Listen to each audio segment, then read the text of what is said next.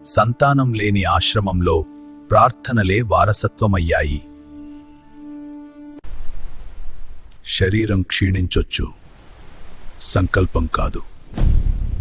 తపస్సుకు స్పందించినది కాలాన్ని మించిన శక్తి. ఎంచుకోండి దీర్ఘాయువు, సాధారణ కుమారుడు లేక 16 సంవత్సరాల మహాత్ముడు. దీర్ఘాయుష్కుడి కన్నా జ్ఞానవంతుడే కావాలి.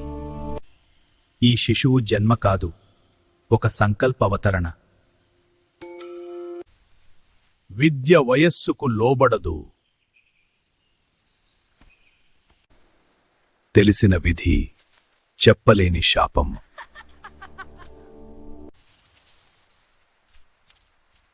ఓం నమః శివాయ. నిన్ను కాపాడలేకపోతున్నాన్న బాధే నా శాపం. అమ్మా, శివుడున్న చోట భయం ఉండదు. ఈ రాత్రి కాలం అడుగు వేయబోతుంది. నీ కాలం ముగిసింది, నాతో రా.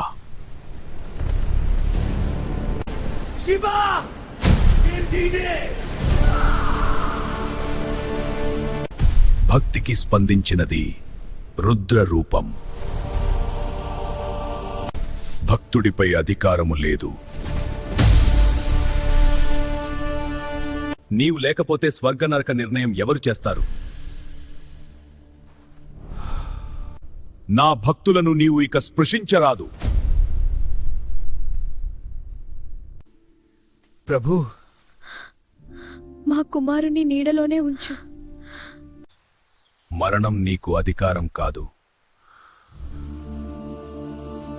మరణాన్ని జయించినవాడు ధర్మానికి సాక్షి.